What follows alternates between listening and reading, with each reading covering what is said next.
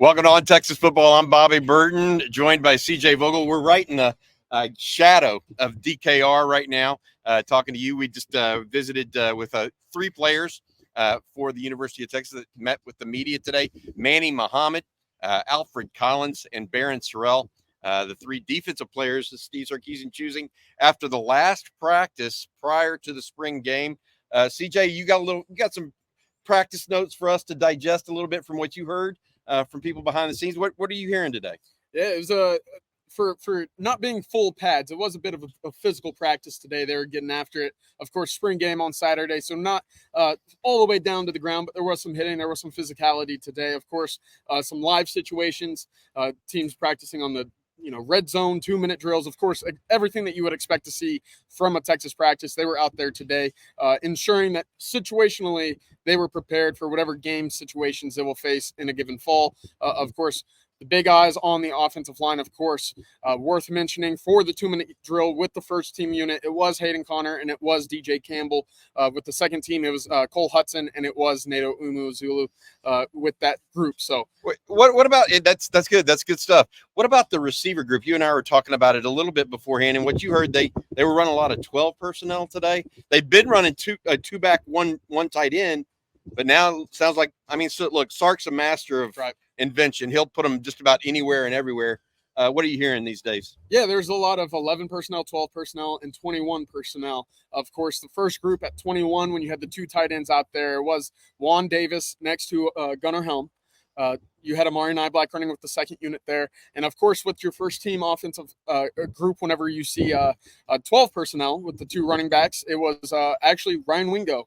And it was Isaiah Bond with the two wide receivers out there with Jaden Blue, CJ Baxter as the running back. So a lot going on, a lot of moving parts. We eventually saw, I was told eventually that folks saw Jonte Cook with that first group as well, with Matthew Golden right after. So a little bit series by series change up there with the first group in the 12 personnel setting. Running backs remained the same with Trey Wisner kind of filtering in as well.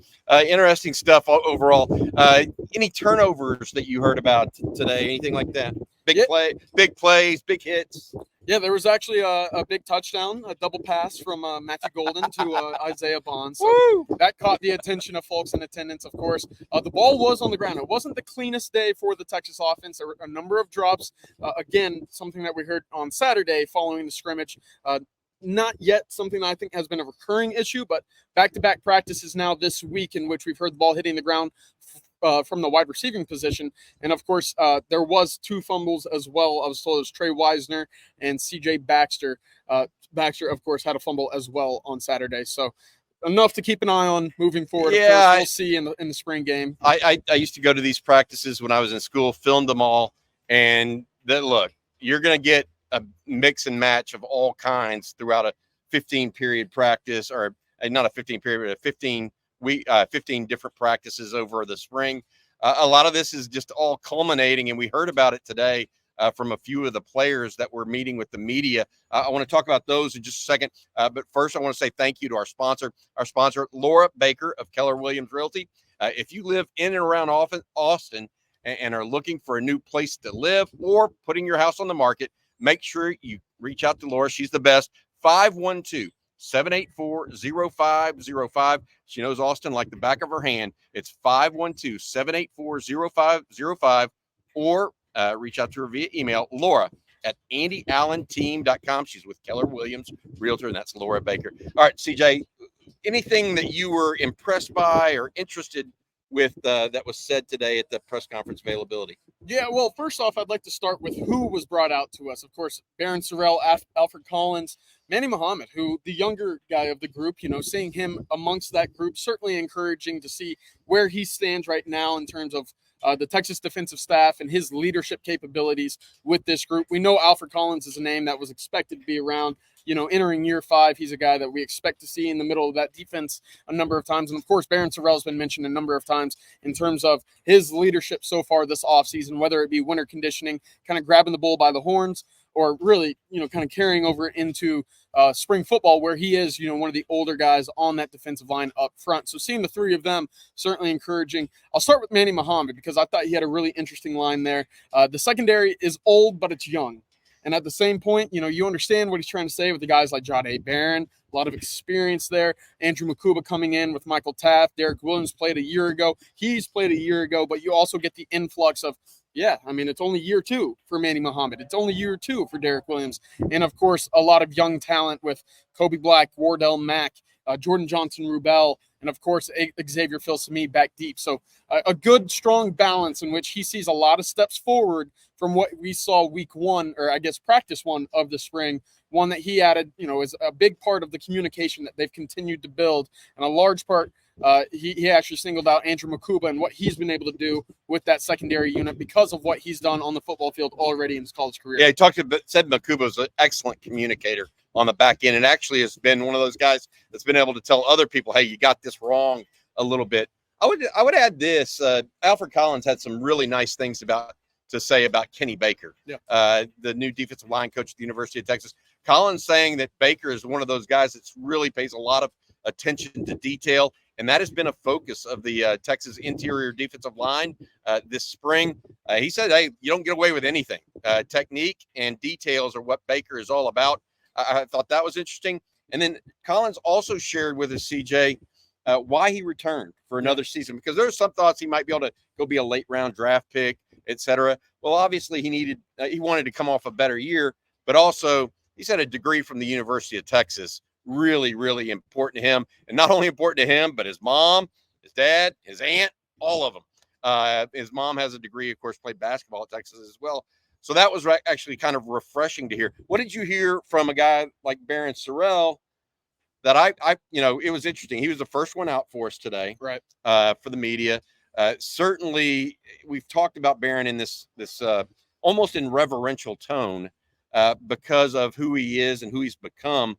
He came in as not a heavily regarded recruit, saw some action as a freshman, then got bigger and better as a sophomore, bigger and better as a junior, all of that stuff. What did you hear from him that kind of struck you today? Yeah, no, he singled out, Colin Simmons and Trey Moore, 2 guys that you would expect to hear from someone that plays that position, but also for Ethan Burke, because he did say, it pushes them. Seeing the 2 of these guys, kind of walk in and push them and give them that extra competition certainly helps those guys put extra focus and effort into their own craft. I liked what he said there. And of course, one other thing that he mentioned that stood out to me was, Kenny Baker, we've been working with him a little bit in terms of gaining some extra pass moves. And, we've known that with Kenny Baker to be his strong suit in terms of what he brings to coaching the defensive line. It's all about getting after the passer, adding some moves to your bag from a pass rushing perspective. For the edges to work a little bit with Kenny Baker, I thought was very interesting because of course, we heard it from Alfred Collins as well in terms of, I know I need to get better in the passing game. I know that I need to be more consistent. Coach Baker and the moves and kind of the technique that he's shown me so far is helping through today's 14th practice at spring ball for the Texas Longhorns. So to hear that from Barron Sorrell, who we know is a very good player, he's very, consistent in what he provides for the Texas team, but in terms of reaching that next step, adding those moves from a Kenny Baker or anybody along the lines of that is going to help him very much in the SEC next fall. I want to talk about 2 more things before we finish out here with a fairly quick update. First of all, the foyer to Moncrief Newhouse is already getting decorated. Clearly going to have a big recruiting weekend, so balloons are out and all this other stuff. I guess they're festooned would be a good word, right? A couple of recruits already on campus. Can't identify those exactly quite yet, but a couple of recruits already on campus. They had some name tags out for guys for tomorrow and the next day already. So the staff here at Texas already getting ready for the big recruiting weekend. There are tents around campus ready to for the spring game on Saturday. Longhorn City Limits, they've already got that up. But CJ, I'm going to talk a little bit about something that just came out less than 2 hours ago, and it's already causing ripples across college sports. And it's a ruling from the state of Virginia, or a piece of legislation that Virginia is now going to allow its state universities to pay for players' NIL. And that goes directly against NCAA rule. It goes directly against Atlantic Coast Conference rules. Okay. But who's going to stop them? And so this is going to be, if Virginia and Virginia Tech, the 2 major schools in that state, take this to the nth degree, what is going to happen here? This is it going to be a national legislation for NIL? Is it going to be a area? I mean, I just don't know what to even say here, CJ, other than I know for a fact it's going to have an impact on the future of college football, because if Virginia and Virginia Tech are going to be able to pay players directly and not have to go through other ways of attaining NIL, it's going to be interesting. Now, what will those universities actually pay for NIL? That's a different story altogether. Yeah, absolutely, and especially kind of adding that to what the unionization ruling as well. Now you're really looking at athletes becoming employees of universities, and certainly the idea of unionizing as well. If that comes to Texas, which I think we might be a little bit of a ways away, but certainly now that first domino has fallen, you never know how quickly this might come, especially with the push that Texas A&M, even Texas Tech or SMU have in regards. I guess SMU is a private school, but you know what I'm saying about with these public institutions. Yep. And how quickly they were to adapt to NIL. If that becomes something that they're able to have in their back pocket, it certainly opens up the floodgates for what could be a completely new era of NIL. Well, it's definitely interesting because this is actually not just the university saying, okay, it's good for our businesses to support our athletes. This is actually the university itself saying, coming out, to heck with the NCAA rules. Based on our state legislature, we're going to be able to pay players directly. That is the fundamental difference, and it is different than any other rule that's been passed. Now, will Virginia and Virginia Tech actually do anything about it? Virginia Tech is saying, yes, thank you, we're going to do this. So that puts them directly at odds with the NCAA current infrastructure and rules. What's the NCAA going to do about it? I mean, it is a hot mess. Not surprising. Thankfully, we've got football to take our brain away from this in 2 days. Right here behind us, DKR. All right, CJ, any final thoughts before we get going here and let people get back to their day at work? Yeah, of course. A lot of preparation going around the DKR right now for the spring game. One thing I wanted to mention about those three defensive players that we talked to this morning is they feel like they could, maintain the level of play that we saw a year ago. Texas had a top 20 defense in the country a year ago. That was one of their strengths. Right now, they feel like they've got the pieces on that side of the ball right now to maintain that level of play, which is certainly encouraging considering what Texas lost with Jalen Ford, Ryan Watts, Tavondre Sweat, Byron Murphy. Right now, a strong spring leads them to a lot of confidence moving into the spring game on Saturday. Gotcha. All right. Thanks again to our sponsor, Laura Baker of Keller Williams Realty, 512-784-0505. You can reach out to her at Laura at AndyAllenTeam.com if you're looking to move to, from, or within the Austin area. All right, CJ, I appreciate it. We'll be back again. You've got the winning drive this afternoon with Rod and Coach Shipley at 4:30. And then I think you're doing I know Coach Shipley's doing the football theory with Rod Babers later this afternoon. All right, for CJ Vogel, I'm Bobby Burton.